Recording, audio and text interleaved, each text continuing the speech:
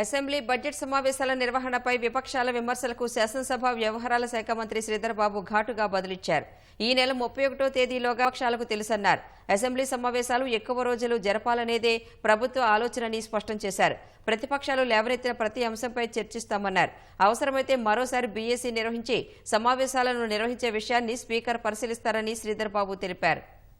శాంతి భద్రతలకు సంబంధించిన వైఫల్యం, చేనేత కార్మికుల ఆత్మహత్యలు, గ్యారంటీలకు సంబంధించి రుణమాఫీ ఆంక్షలు గాని, పంటల బోనసే గాని, రైతు భరోసానే గాని, స్థానిక సంస్థలకు సంబంధించి గాని వీటన్నిటి విషయంలో వారికి మాట్లాడే నైతిక హక్కు లేదని చెప్తా ఉన్నా.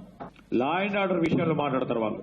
పట్టపగలు వారికి సంబంధించిన వారు దంపతులను హత్య చేస్తే వారిని పట్టించుకునే నాదుడు లేకుండా పోయి వారు మాట్లాడతారు. ఇంకో పక్షాన బీజేపీ రైతులకు సంబంధించి ఒసలి కన్నీరు గారుస్తా ఉన్నారు వాళ్ళు. ఇవాళ మేము చెప్తా ఉన్నాం, వారు అడిగిన ప్రతి అంశంపై తప్పకుండా చర్చించడం జరుగుతుంది.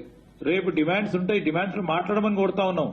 వాళ్ళకు మాట్లాడడం వద్దు అన్నప్పుడు మేమేం చేయలేం. డిమాండ్స్ లో మాట్లాడడానికి ఆస్కారం ఉంటుంది. తదుపరి కూడా అప్రాప్రియేషన్ బిల్ తర్వాత స్పీకర్ గారి ఆలోచన మేరకు పని దినాలు పెంచితే దాంట్లో కూడా అవకాశం ఉంటుంది. ఇంకెక్కడ భయపడడం, ఇక్కడ మేము ఇంకా చెప్పనే లేదు.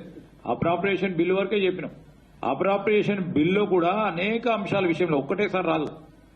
అన్ని సబ్జెక్ట్స్ పైన సభ్యులు మాట్లాడే అవకాశం ఉంటుంది, చర్చించే అవకాశం ఉంటుంది. దాన్ని ఉపయోగించి మాట్లాడాలంటే ఎక్కడో భయపడ్డాం. మీరు భయపడతా ఉన్నా మేము